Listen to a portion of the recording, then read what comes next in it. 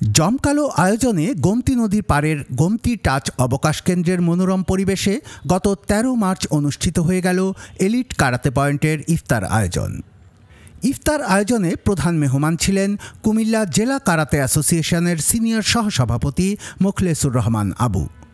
উপস্থিত ছিলেন elite karate পয়েন্টের chairman Nazmul Hasan Khandakar, vice chairman Mujahidul Hasan Jibon, সাধারণ সম্পাদক Fazle Rabbi, joint secretary advocate Sharmin Jahan Tania, Sufi Sharfuddin Chowdhury Soad, Ibne Sina, কোষাধ্যক্ষ তারিক আহমেদ, দাপ্তরিক সম্পাদক মোহাম্মদ হৃদয়, প্রচার সম্পাদক নুরুদ্দিন মজুমদার ও ফখরুল ইসলাম, শিহাব, সেলিম প্রান্তসহ সংগঠনের সদস্যরা।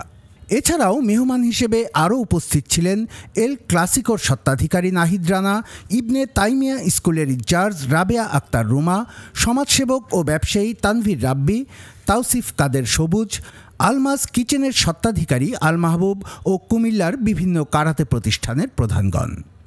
শহর থেকে দূরে ব্যতিক্রমী এ আয়োজনে উপস্থিত হওয়ায় সুধীজনদের প্রতি কৃতজ্ঞতা জ্ঞাপন করেন সংগঠনটির সিনিয়র উপদেষ্টা তামজিদুর রহমান।